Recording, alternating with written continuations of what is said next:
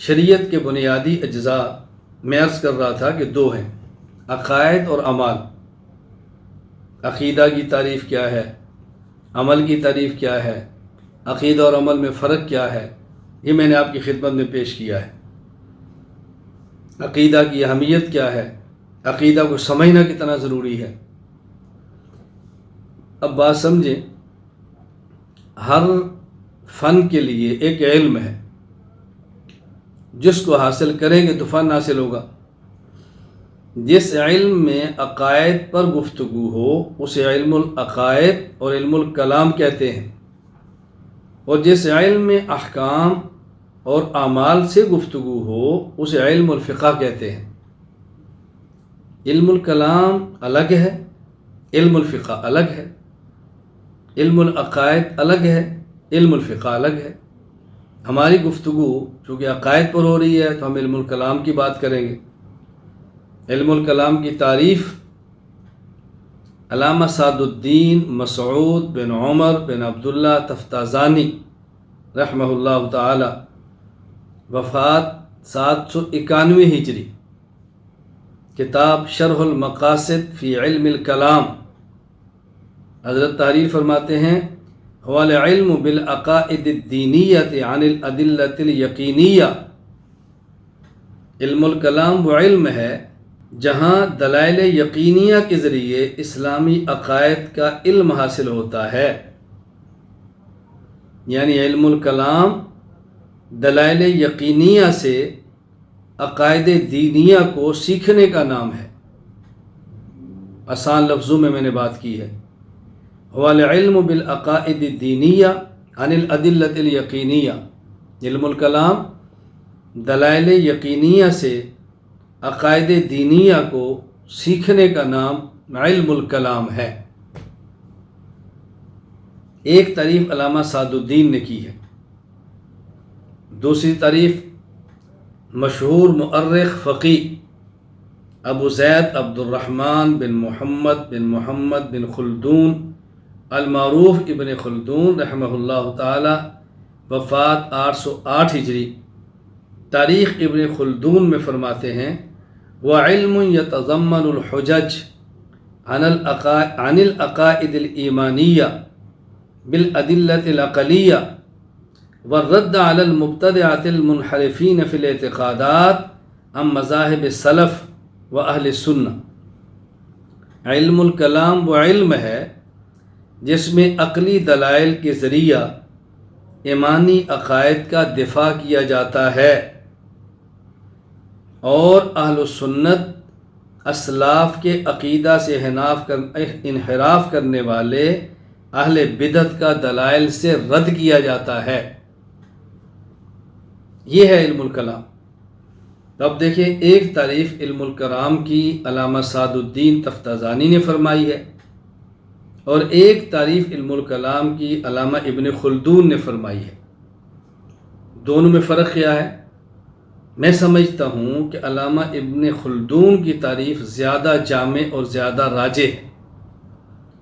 کیوں؟ اس لیے کہ عقائد کی دو قسمیں ہیں۔ نمبر 1 عقائد قطعیہ، نمبر 2 عقائد ظنیہ۔ اس پر تفصیلی گفتگو آگے آئے گی انشاءاللہ العزیز۔ عقائد کی دو قسمیں ہیں، عقائد قطعیہ، عقائد ظنیہ۔ دوسرے لفظوں میں عقائد کی دو قسمیں ہیں، ضروریات اسلام، نمبر 2 ضروریات اہل سنت والجماعت۔ علامہ سعد الدین کی جو تعریف ہے وہ صرف عقائد قطعیہ کو شامل ہے، کیونکہ اس میں عن الادلۃ الیقینیہ کا لفظ ہے۔ عقیدہ قطعی وہ ہوتا ہے جو دلیل قطعی سے ثابت ہو، اور عقیدہ ظنی ہوتا ہے جو دلیل ظنی سے ثابت ہو۔ اور ابن خلدون کی تعریف میں دونوں چیزیں آئی ہیں، عن العقائد الایمانیہ، آگے والرد علی المبتدعۃ المنحرفین۔ یہ تعریف زیادہ جامع ہے، تو دونوں تعریفیں آپ کی خدمت میں پیش کر دی گئی ہیں۔ علامہ سعد الدین تفتازانی رحمہ اللہ کا مجھے ایک واقعہ یاد آیا۔ علامہ سعد الدین تفتازانی تیمور لنگ بادشاہ کے ہاں گئے۔ تیمور لنگ بادشاہ نے علامہ سعد الدین تفتازانی کو بلایا۔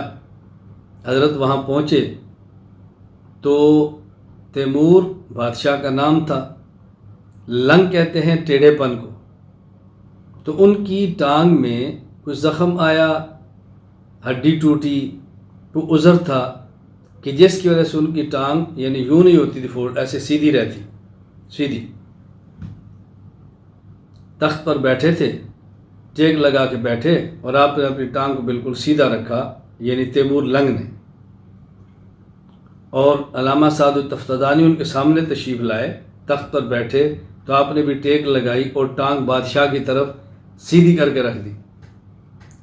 اپنی ٹانگ کو ٹیڑھا نہیں کیا، دوہرا نہیں کیا، ادب کے ساتھ نہیں بیٹھے، بادشاہ کی طرح ٹانگ سیدھی پھیلائی اور یوں بیٹھ گئے۔ بادشاہ سمجھ گیا کہ سعد الدین تفتازانی نے یوں کیوں کیا ہے، تو تیمور لنگ بادشاہ نے کہا ما معذورم کہ مارا لنگ است، میری تو مجبوری ہے کہ میرا عذر ہے، میری ٹانگ یوں فولڈ ہوتی نہیں، دوری نہیں ہوتی، میں نے تو اس لیے یوں بچھائی ہے کہ میں نے آپ کی بے ادبی تو نہیں کی۔ علامہ سعد الدین تفتازانی فوراً فرمانے لگے ما معذورم کہ مارا ننگ است، میری مجبوری ہے کہ میں غیرت مند ہوں، یہ تو نہیں ہو سکتا کہ بادشاہ ٹانگ سیدھی کر کے پھیلائے اور میں تمہارے سامنے دو سانوں ہو کر بیٹھوں۔ کیا علماء کرام میں دینی حمیت اور دینی غیرت تھی۔ اللہ تعالی ہمیں بھی اپنے اکابر اسلاف والی غیرت عطا فرمائے، ہمت عطا فرمائے۔ شیخ الاسلام سید حسین احمد مدنی رحمہ اللہ تو اپنے نام سے ننگے اسلاف لکھا کرتے تھے۔ اللہ میں اپنے اسلاف والی غیرت اور حمیت عطا فرمائے۔ باقی کہاں غیرت کا اظہار کرنا ہے، کہاں نہیں کرنا، ذرا یہ بھی سمجھنا۔ جس شیخ سے رابطہ ہو تو اس سے پوچھ کر چلنا، کہ ایسا نہ ہو کہ جہاں ضرورت نہ ہو اور وہاں ٹانگ آپ بھی یوں رکھ دیں اور پھر ٹانگیں کھڑی کر دی جائیں اور بعد میں پچھتاتے پھرو گے یہ میں نے کیا کیا ہے۔ اس لیے علم کے ساتھ عقل بہت ضروری ہے۔ انسان کے اندر ہمت بھی ہونی چاہیے، غیرت بھی ہونی چاہیے اور بصیرت بھی ہونی چاہیے کہ اس موقع پر کون سی بات کہنی ہے، اس کو اچھی طرح ذہن نشین فرمائیں۔